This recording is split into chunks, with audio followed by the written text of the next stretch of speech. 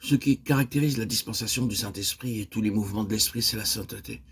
Tout ce qui est intérieur doit avoir sa contrepartie extérieure. En effet, la croissance peut connaître un brusque arrêt. Le mouvement de l'Esprit de Dieu peut soudainement s'arrêter. Il peut y avoir une limite au-delà de laquelle nul progrès ne soit désormais possible. C'est ce qui arrive quand il y a une contestation entre le Saint-Esprit et nous. Nous devons donc rendre des comptes au Saint-Esprit dans tous les domaines, car il réside en nous aussi pour cela. Pourquoi y a-t-il autant de choses chez des chrétiens qui ne sont pas conformes à ce que voudrait le Seigneur? C'est simplement parce que ceux qui sont concernés, n'ont pas reconnu et désiré dans leur cœur que le Saint-Esprit soit celui qui les enseigne intérieurement et qui lui doivent obéissance. Combien il y a de pertes simplement à cause de cette faiblesse. Imaginons par exemple qu'il y ait une réunion de prévue. Nous pouvons penser, je ne crois pas que j'irai, je vais aller faire une petite promenade. Or, dans cette réunion, il y avait la parole que Dieu vous destinait. Ah, si seulement vous aviez dit, j'aimerais faire un petit tour.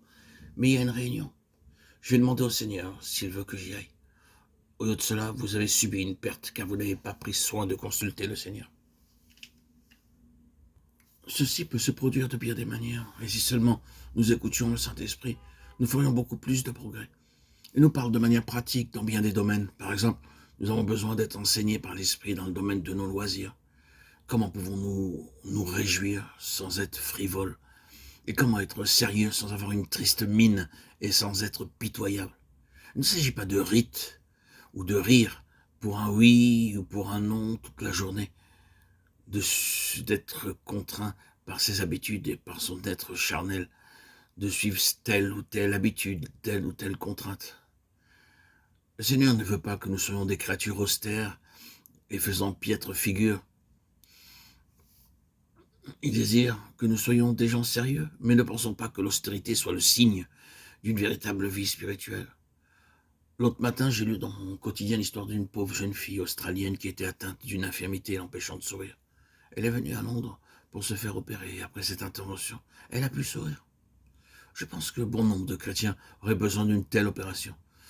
Dans tous ces domaines, nous avons besoin de savoir ce que signifie la discipline du Saint-Esprit, car les valeurs spirituelles, la croissance spirituelle en dépendent. Dans le domaine de la sainteté, les controverses avec le Seigneur, et qui peuvent concerner des domaines précis comme la manière de se vêtir, de se parer, ainsi de suite, il est remarquable de voir de quelle manière s'ajustent beaucoup de jeunes chrétiens, et cela sans que personne ne leur dise quoi que ce soit. Qui leur a dit de le faire? Personne. Mais ils ont compris que le Seigneur voulait qu'ils agissent ainsi. Ils ont commencé à compter sur Dieu. J'aborde ces choses non pour imposer une quelconque loi, une quelconque habitude, quelconque attitude austère, mais tout simplement mettre l'accent sur ce principe, c'est que le Saint-Esprit peut nous parler de manière intérieure dans des domaines où le Seigneur n'est pas d'accord avec nous, et que s'il parle et que nous répondons positivement, alors nous progressons. Alors le Saint-Esprit ajoute et ajoutera sans cesse dans notre quotidien, dans nos vies de tous les jours.